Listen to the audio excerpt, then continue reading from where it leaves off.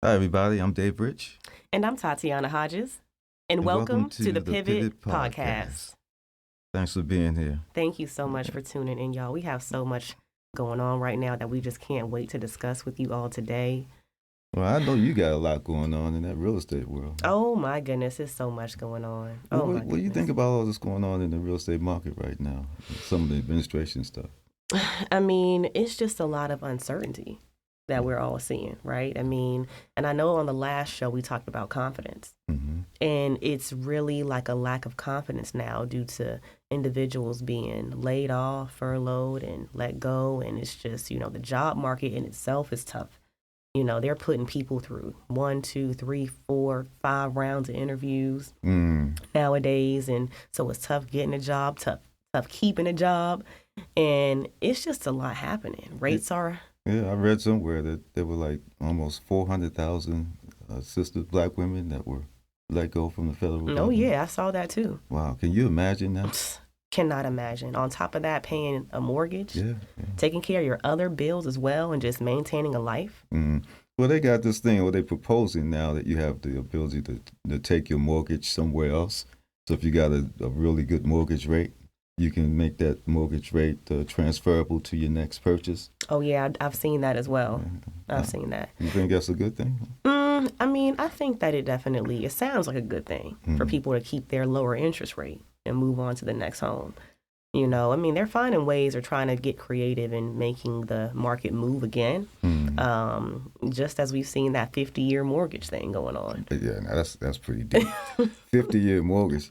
50-year mortgage, you won't get it paid off. Your kids won't get it paid off. Your kids won't get it paid off. I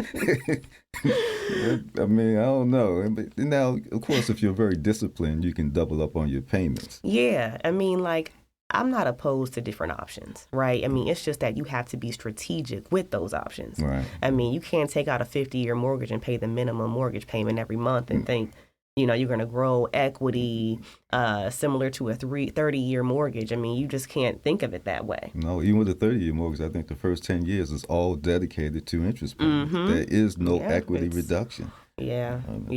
I mean, it's a lot going on, honestly. I mean, 50-year, I don't know. I guess we'll see how it goes if this is something that they plan to really put out there to the market. Yeah. Is it something that you would ever? I would not. I would not.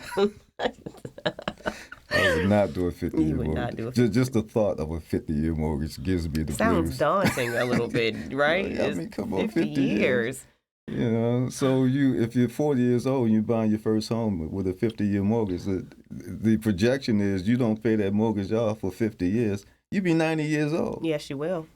Now, if you decide to sell it before you've acquired any equity, you can end up coming to the table at the point where you're, getting a loan, and you're going to have to pay somebody to buy their property from you. Yeah, it's a lot going on. It's too much. And I did want to mention something else about that as far as them trying to get the market up and moving again. Have you heard about the Fannie Mae thing with the credit score? They lowered the requirements for FHA homebuyers. Yeah, I believe it used to be about 620, and now it's about a 580 to purchase a home.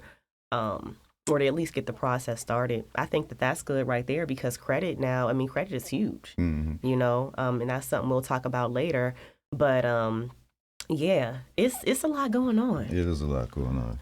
But actually, we want to talk a little bit about some of the things that probably we should know before buying a house that nobody tells us about.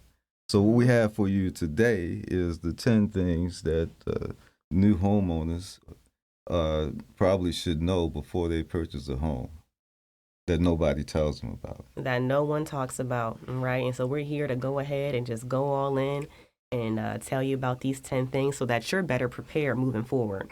All right? Because buying a home is one of the biggest decisions most people ever make. But the real truth is that most of us walk into it blind. Well, that's correct. I mean, the industry is full of information, but not all of it is shared.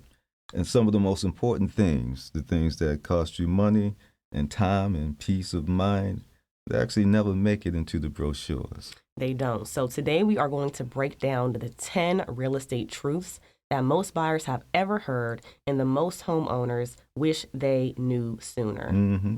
And if you're thinking about buying or refinancing or upgrading or simply staying put, well, this is the episode for you. This is for you. So everyone worries about credit lenders, how credit lenders obsess over your credit score and that kind of thing. But the thing that they pay the most attention to in general, even beyond the credit score, is your debt to income ratio. You can have a 780 credit score and still be denied by the lender as a result of it. So this is the number one of the biggest truths that we are going to talk about right now, is that your credit score is not the biggest factor. Your debt to income ratio is. Absolutely. Debt to income ratio is a silent deal breaker. Keep it under 36% for the best rates. So why would you think that they targeted 36%? Honestly, I don't know, but I mean, that's the sweet spot right there. I work with many lenders and they've said this as well. You just want to make sure that, and I know this from just experience, me being a real estate agent, I've worked with clients who have had a 700, 730, 750, but their debt to income ratio was too high. And that completely changes the game. You know, I don't know why they chose that sweet spot, but you know, it is what it is. You really got to keep your debt low. Well, you know, from a lender's perspective, they're kind of betting on you, right? When they lend you money. Oh, absolutely. So they're looking at that the income ratio to determine whether or not you're going to be able to maintain that monthly payment. Absolutely. Lenders are banking on you paying them back. Yes. That's literally what it is, right? Yeah. So I mean, I definitely understand why. Because I mean, if your debt is too high, it's like, how much more can you take? Well, that's true. Yeah. So where's your cash flow? If you're spending all of your money on the mortgage, at some point there's going to be something else obligating you to spend. Absolutely. And that puts that mortgage monthly payment in jeopardy. So I think that's kind of where they're coming from. Oh, yeah, for sure. Now, the 36%, I don't know how they factored that in, but the people way smarter than me that probably did some calculations on why that's important. Absolutely. Absolutely. So credit opens the door, but the debt to income ratio generally determines whether you walk through that door. Absolutely. Yes, it does. And there's the truth number 2, which is a pre-approval is not a final approval. Oh, yeah. No, not at all. A pre-approval is just a snapshot and not a promise. One credit pool, just one job switch, one large purchase, and that approval can disappear just like that. Yeah, I've seen it happen. Oh, yeah. Yeah, everything falls apart at closing because of it. You think you got everything done. You're looking forward to it. You spend weeks submitting paperwork and everything. You're at the closing table, and all of a sudden, boom. All of a sudden, boom. Someone then went out and got that Lamborghini before they got the keys to their house. That's right. And now it's all over. You may get the Lamborghini, but you have nowhere to park the Lamborghini. And it doesn't even have to be a Lamborghini. It could be anything. Yeah, you may have just opened up another credit card. It could be something as small as opening up a credit line, purchasing an engagement ring, anything that requires a credit pool or something new that you financed, even if you think it's minimal, can be drastic to you buying that home. And I want to say that what we're talking about here is not legal advice. We are not experts. We are not.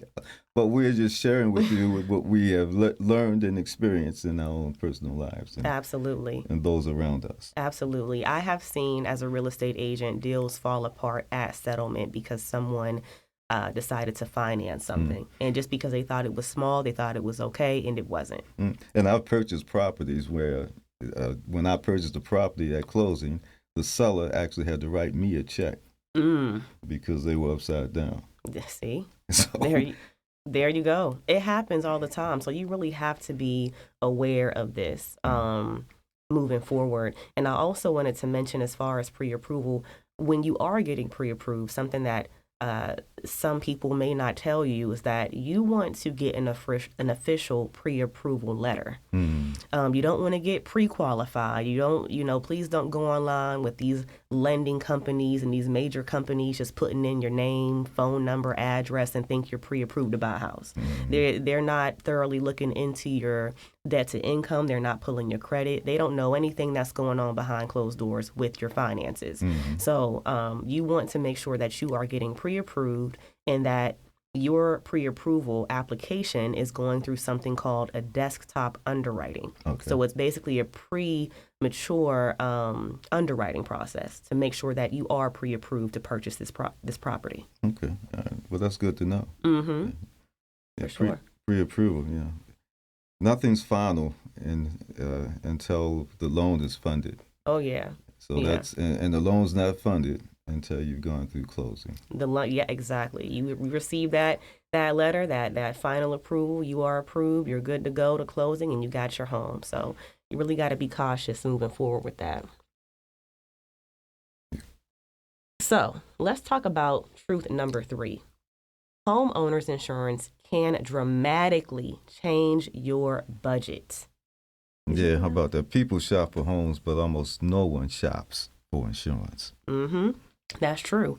And in high-risk areas or flood zones or homes with older roofs, insurance can double overnight. Yeah, well, the key takeaway there is insurance quote before you fall in love with the property because it can make a big difference. Oh, yes, it can. That can stop you from moving to a different zip code or whatever the case may be. Or, crime rates can also affect the homeowners. Like you said, the roof, everything, natural disasters in that specific area. I mean, all of that can really tie into how much you'll be paying in homeowners insurance. And just like car insurance, you need this before you officially own the home. I mean, they need to make sure that the home is going to be protected, and you have to make sure that you have that before so. Yeah, and there are ways for you to determine the risk, the insurance risk, in the location where you're looking to buy the home.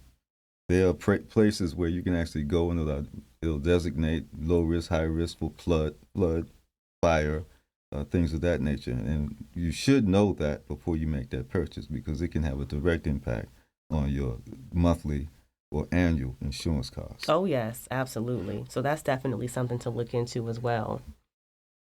Another thing that we want to discuss is the seller disclosure is not a full confession. That's right. Just because the seller is disclosing something doesn't mean you've got all the information that you need to make that purchase. Absolutely not. Absolutely not. And this is something that I discuss during my consultations with my clients who are looking to buy either a pre-existing home or a new construction home, right? Sellers, they may not necessarily know what's going on behind their walls, right? It's up to you to make sure that you're buying a home that's in good standing, and that's why I highly, highly, highly encourage a home inspection. Mm-hmm. Yeah, because, people think that the law requires that the sellers disclose information that they know, but it may be information that they don't know, that they don't disclose. And that's where the independent inspection comes in. Absolutely. Absolutely. And I want to say again, too, I work with clients who, just because they're buying a new construction home, they think, well, I'm buying a brand new home, newly built. My home has gone through several inspections. I don't need to pay $400 for this home inspection, but you do. I have a client right now who will be settling this month on a brand new home, right? And they found out that there are some HVAC issues. Wow. And it's because we ordered that home inspection. And what did they do? They fixed it. So. Well, I've had that experience. I bought a single family home that was rehabbed, and I did a basic inspection. But my inspection clearly wasn't good enough because when our tenants moved in, and this was an investment property, come to find out that initially it was a 1-bathroom structure that they had turned into a 2-bathroom structure, but they didn't do the piping correctly. So that the second bathroom had water pressure issues. In order to resolve that, we had to dig up the concrete floor and replace the piping, which was a serious expense. Oh, my God. I can only imagine. It sounds expensive. Now, had I done the proper inspection prior to purchasing, I could have probably uncovered that and got a concession if I decided to go forward with the purchase from the seller as a result because of that increased cost. There you go. Case in point. Case in point. So the takeaway here is that you always should order an independent home inspection. Yes, from an inspection group of quality and integrity. Licensed. Yes. You don't want to get Well, I won't say that. Well, I'll say it. Listen, do not call your uncle who has been inspecting his own home for the past 20 years, thinking he can inspect yours and give you professional feedback on what needs to be done. Yeah. Hire a professional home inspector, licensed, and I actually have quite a few home inspectors myself that I can, send over if you are interested. All right. Yes. So the other thing, truth number 5. People don't think about this, but almost everything is negotiable, including your interest rate. You can negotiate closing costs and repairs and appliances and interest rates and points during the entire purchasing process. Yes, you can, but most home buyers believe everything is fixed, and it's not. Lenders and sellers and agents all have flexibility to negotiate. Mm-hmm. So everything is negotiable when you know what to ask for. Yes, and that's the key point right there, what you just said, is knowing what to ask for and also when to ask for it. Mm-hmm. Everything, like you said, can be negotiable. I've negotiated $20,000, $30,000 off clients' homes, brand new builds, right? And why were we able to do this? Simply because we knew when to ask. Right? If the home is sitting on the market over 60 to 100 days, you think the seller or the builder is not ready to sell that home? They're more than ready to sell that home. They're ready to get it off their hands, right? So there you have it, negotiation strategy. When it comes down to your interest rate, that can be negotiated. You can buy down points if needed as well, to lower that rate. But everything can be discussed. Builders are now offering interest rate incentives as well. They're getting people in at around a 5.99% is usually what I see for new builds. Some in southern areas like Georgia, Florida, they're offering rates as low as about a 3.99%. But you got to keep in mind that there's the caveat. They want you to use their lender, their preferred lender. Yeah, that's usually how that works with them. So if you were going to list a pro and a con on buying an existing versus a new build, what would you list out as the most important? What would I recommend? Always a new build. And why a new build? Why is that the most beneficial? It's new.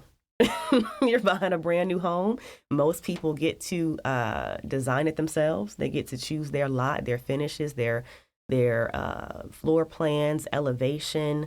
They're the designer behind that home that they'll be living in for several years. Isn't there some additional expenses involved there? As far as additional expenses, I mean, not really. Buying a new home is more energy efficient as well. So you're saving money with that. As far as more money, I mean, hey, I see it as saving, because if you buy a brand new home as opposed to a pre-existing one, you're going to find yourself putting more money into the pre-existing home due to renovations that you're going to have to make later on down the line. You think so? Or you need a new roof, maybe new plumbing, heating, cooling. I mean, you're going to find yourself coming out of pocket making those changes anyways in the next 5 to 7 years on an older home, as opposed to going new with warranties and different things like that to protect your home. But what about the caveat that the older home's structure is more solid than the new fabrications that they have nowadays? Honestly, I wouldn't even say it's more solid. I mean, I haven't heard that yet. I honestly haven't. I mean, it's just so much more technology now in building these newer homes. And out of my experience, I haven't heard any horror stories from my clients who have bought a home and they had foundation issues or something like that took place. And I've been licensed for 8 years. Okay. So I haven't seen it yet. And hopefully we don't. But that's why it ties back into getting that home inspected, right? So the takeaway here, though, is that everything can be negotiated. And it's all about when you ask, how you ask, and having a good team in place to help you with those negotiations. Oh, yeah, that team is important. Team is very important.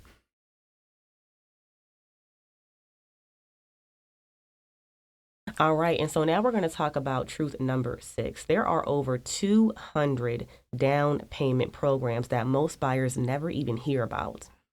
And there are state programs and city grants and nonprofit funds and employer credits and federal programs as well. Yeah, and the truth of it is that many of these programs can be combined, but real estate agents don't always mention them because they can slow down the deal process, and they're trying to move toward getting to closing. Yeah, and I agree with you on that. It's unfortunate, choosing an agent who is going to give you the knowledge you need and the confidence you need to move forward is always key. Mm-hmm. Yes, people think that some real estate agents are all about a quick sale, but there are agents who truly care about you getting what you need to close and receiving that down payment assistance needed to get to the closing table. Mm-hmm. And good agents have their own list of preferred lenders who offer these programs to make that happen. Yeah, I mean, key is you might qualify for free money and nobody will tell you if you don't have the right team in place, right? So Exactly. you kind of have to do your own research unless that team is with you and they're doing that research for you. Absolutely. So always ask your agent, if you're working with one, what programs are available for you to take advantage of right now. Good advice. I like the way you think. Oh, yeah. So number 7, your interest rate comes from the market and not the bank. So all lenders pull interest rates from the same mortgage-backed securities market. Oh, yeah. So do not waste your time believing that one bank has a magical rate. What they can change are the fees. Yeah, so you could have one bank that tells you that they can give you a certain interest rate up front. For example, you could do a credit pull from some of these online credit reporting applications, only to find out you'll get a projected interest rate, but then when you actually do the application, it could change because the lender now is in earnest considering lending you that money. Mm-hmm. And they're not using the same criteria in that application that they are going to use to actually make the loan to you. So a lot of people don't know that that credit pull, that kind of commercial credit pull that you get, is not the absolute bottom line of their credit score projection. It's more commercial. Mm-hmm. But when the lenders actually do an evaluation and underwriting to give you that loan, they're checking different criteria. Oh, yeah. For sure, for sure. And back to shopping, well, just, getting this information, I always tell my clients it's best to get to shop at least 2 lenders before they make a decision on who they would like to work with. That pre-approval letter will last you about 90 days. And typically when you get your credit pulled the first time for a mortgage, it's a soft pull the first go around. The second, third time is usually just a soft pull. But that time gives you the chance to really shop different fees and see like which works best for you before you decide to choose that particular lender. Yeah, I wonder about that because in the car industry, when you're selling cars and you apply to different dealerships to purchase a vehicle, it's kind of collapsed into one credit pull. So you don't take, like if they shop you to several different lenders, since the industry knows you're in the mode of shopping for a vehicle, it doesn't put you in a position where every inquiry is a pull against your credit, reducing your credit each time. That's not what's happening. Mm-hmm. So they know that you're in the process of trying to purchase a home, so they give you some time factor. Yep. And it's just that single pull. Yep. Is that the same in the mortgage industry? I would say it's similar, yes, for sure. It's just it's not going to happen all at once. It's if you want to shop a different lender, they know already based on your information, your credit, all that stuff that you've previously applied for a home loan. So they're not going to give you another hard pull again in that window of 90 days. 90 days. Mm-hmm. Okay. All right. Because I think it's 14 days for the car industry. Oh, yeah. Yeah, within that 14-day time frame. But don't hold me to that, folks. It's just something I've read. Okay. Yeah, I would say it's similar. All right, so truth number 8, your home appraisal is an opinion and not a fact. Appraisals vary based on Appraisals vary based on the person completing them and the comparable properties chosen, and even on the day they do the work. Yes, and appraisal bias has absolutely been proven to affect Black neighborhoods and homeowners. Yeah, I can agree. We've seen this. There was a major lawsuit recently regarding that a few years ago. Yeah, and unfortunately, as we stand today, they're chipping away at your ability to hold these people accountable. That's a big one right there. Yeah, I remember years ago I was and I don't know if I should share this online, but I'm going to because I like to be transparent. So Mm-hmm. I worked for the Obama administration as someone who was helping them get elected. Okay. And when he was elected the second time, I remember being at a lounge, and it came on TV he had won. And I looked at the guy next to me. I said, "Wow, I'm sure happy that happened." And he looked at me with a straight face, and he said, "So what? Not going to change anybody's life."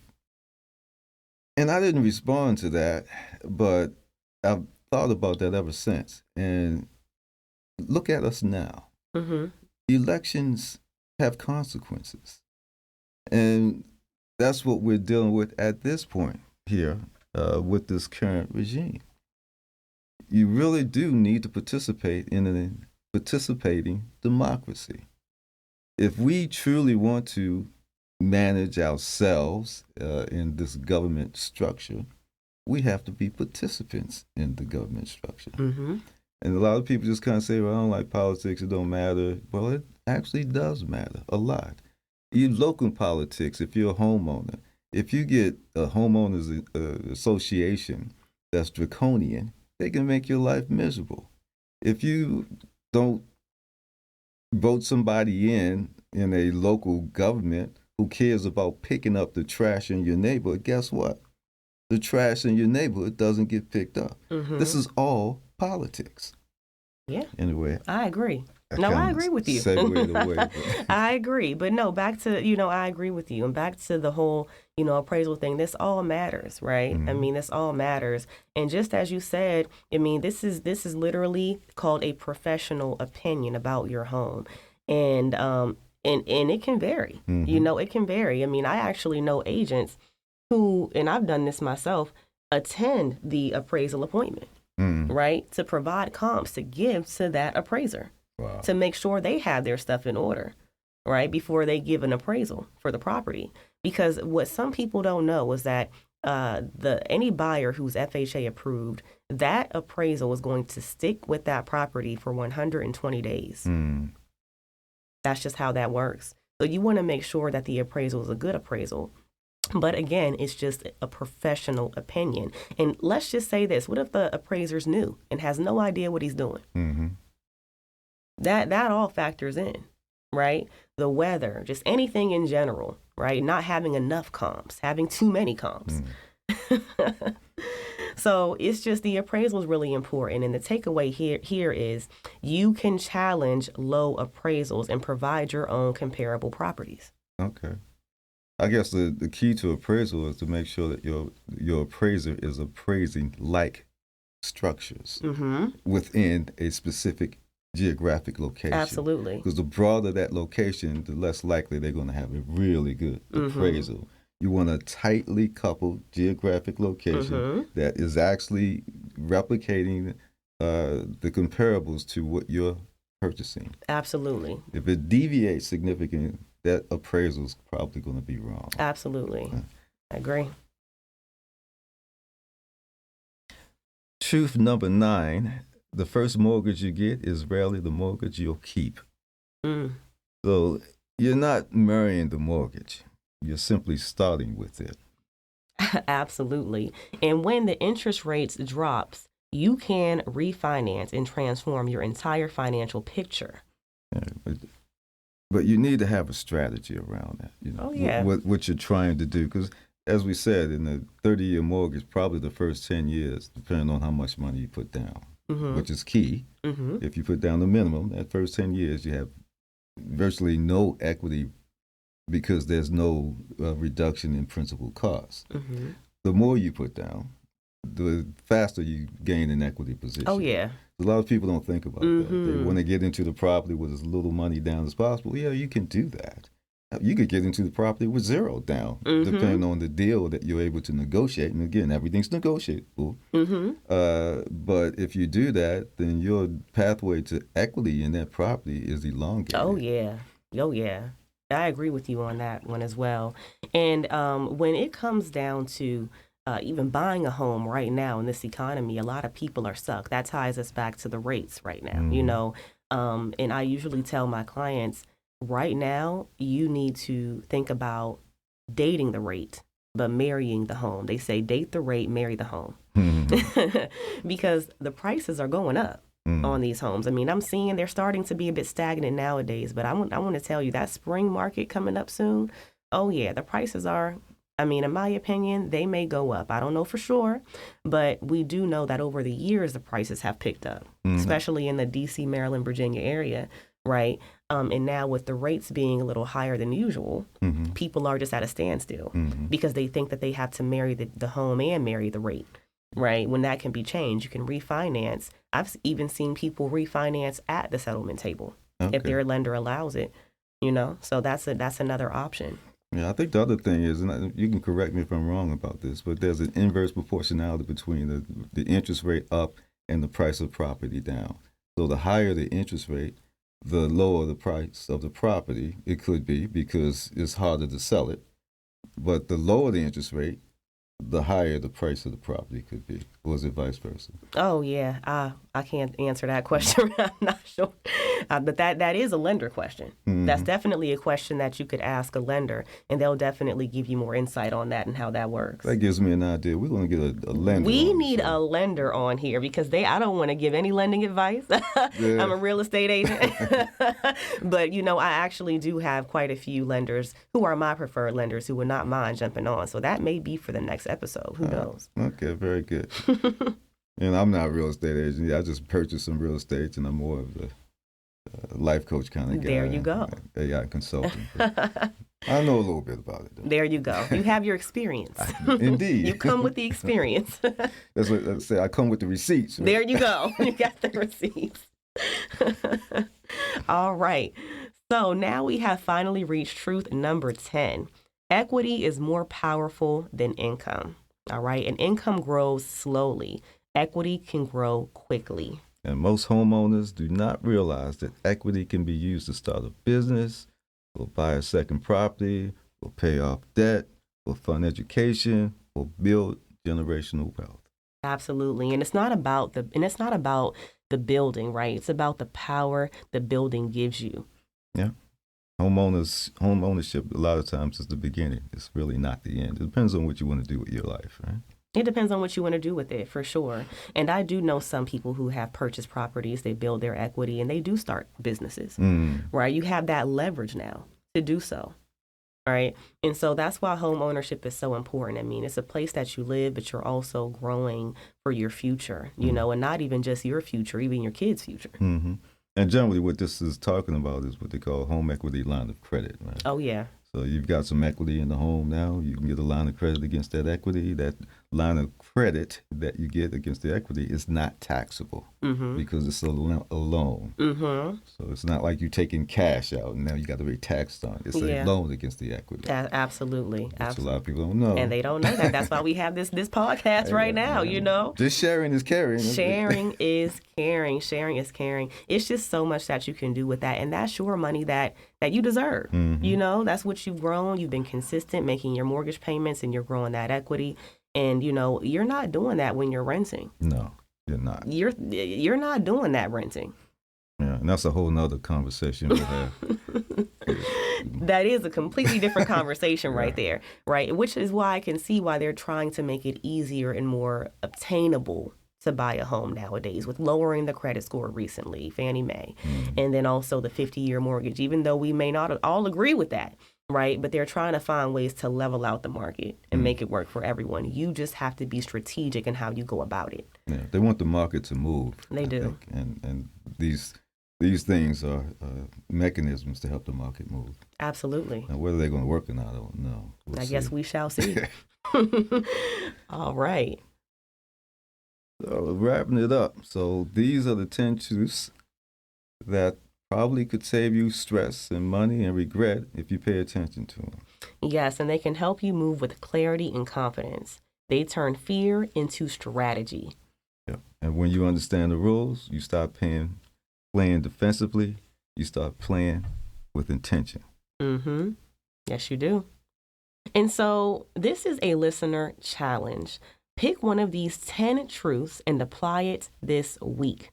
Look up a down payment program or get an insurance quote or calculate your debt to income ratio. Yeah. I mean, think about the fact that one small shift can change your entire financial future. Yes, it can. That's it. That concludes today's episode. Now, when you listen to this, feel free to share this episode with someone who's thinking about buying a home or within the next 12 months. Oh, yes. And feel free to send them my way because I'd be more than happy to assist. And follow us on the Pivot Podcast Show for more mindset and money and movement opportunities. That's right. So mindset to get the money moving and then investments going with intensity and intention. Absolutely. That's it. That's it. Thanks, Tatiana. Thank you, David. Appreciate you being here. Absolutely. Everybody. All right, everyone. See you during the next episode. Yeah, we'll look to see you at the next All right. Pivot Show. Take care. Bye-bye. Bye.